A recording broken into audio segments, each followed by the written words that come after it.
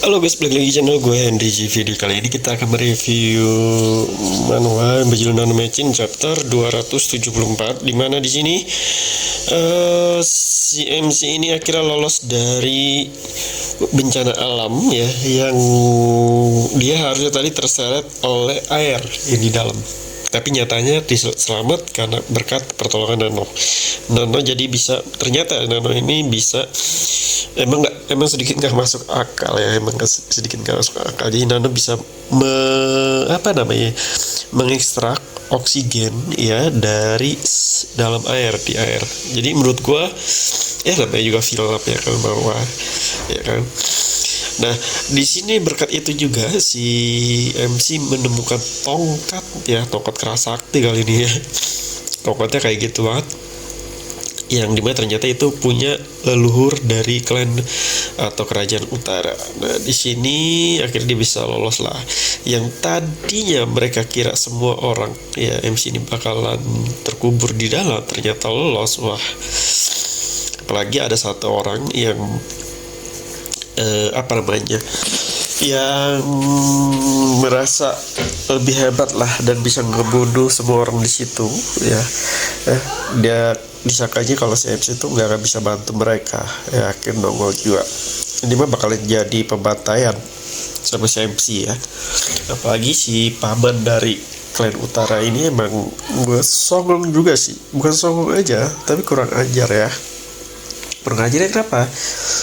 Ya maksudnya kan tahtanya tuh udah diturunkan ke orang lain, maksudnya tahtanya sebenarnya si anaknya ya, yang ditolong sama MC, tapi si pamannya ini masih ke mau ngambil tuh tahta, sehingga dia ada niatan mau ngebunuh, mungkin ya mau ngebantai, dan akhirnya di situ muncul MC. Nah, ini bakalan jadi seru ya, apalagi MC dapetin tongkat ya. Tongkatnya itu sendiri kan lambang kekuasaan ya, atau lambang kalau dia itu ketua.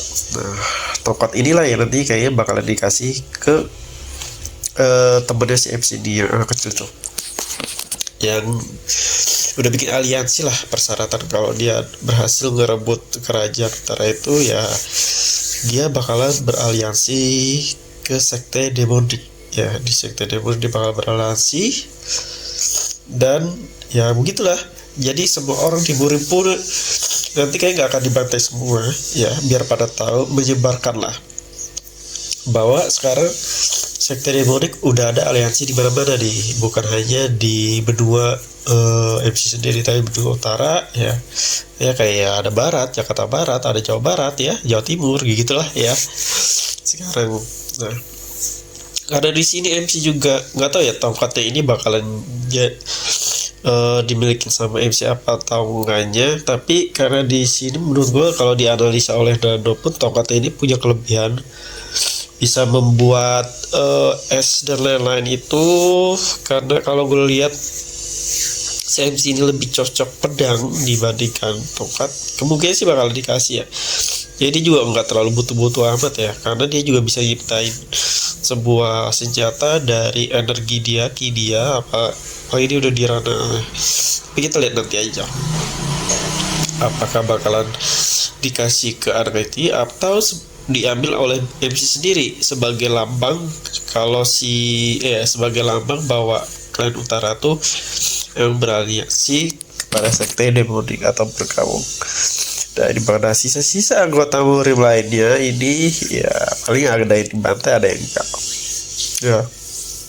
Nah, untuk MC sendiri udah ngedapetin sebuah code dari Dragon Turtle. Di sini kemungkinan MC juga bakalan mulai menyerap ya energi tersebut buat jadi kekuatannya.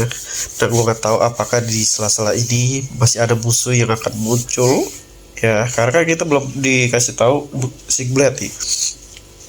Waktu di chapter berapa Sigblade sendiri kan emang mau kesini ya, mau nyusul, tapi kita nggak tahu nih apakah di pertarungan ini, di keadaan ini muncul Sigblade buat ngerebut itu si Court Dragon Turtle ya atau enggak ya. Karena kalau emang sampai dia datang, wah menurut gue MC itu bisa aja nggak punya kekuatan. Maksudnya kan MC sekarang udah hampir ngeluarin seluruh kekuatannya pas ngelawan musuh-musuhnya.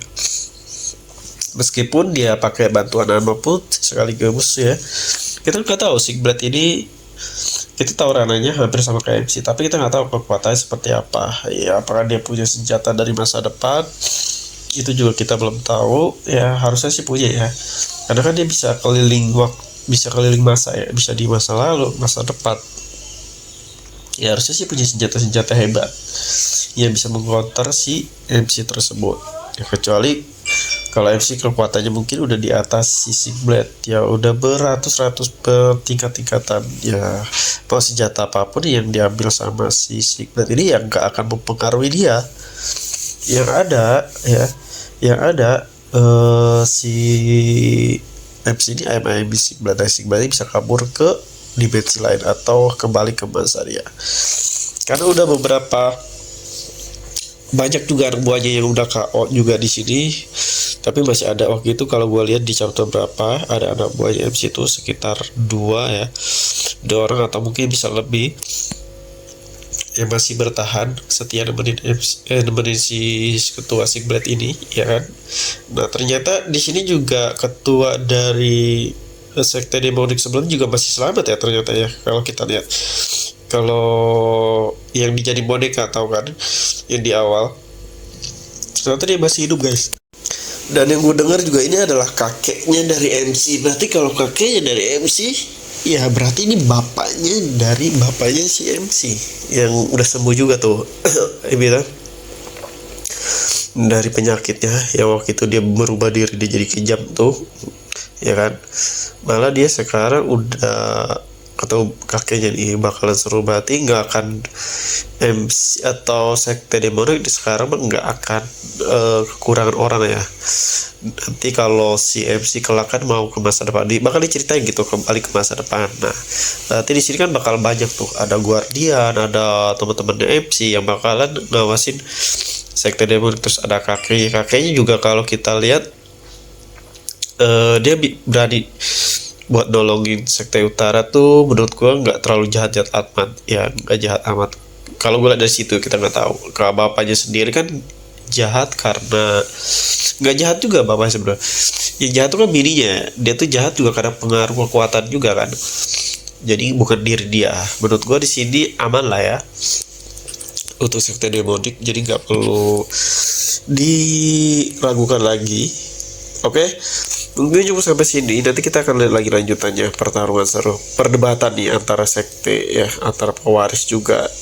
Jadi kalau kalian mau belajar cara menghasilkan uang dari rumah, bisa cek di playlist YouTube gua, atau bisa DM gua, nanti masuk ke grup gratis, itu udah ada materi. Atau bisa cek di playlist YouTube gua juga, udah ada semua cara-caranya, kalian tinggal pilih. Pokoknya terima kasih yang udah nontonin video gua, dan sampai jumpa lagi di next video. Bye bye.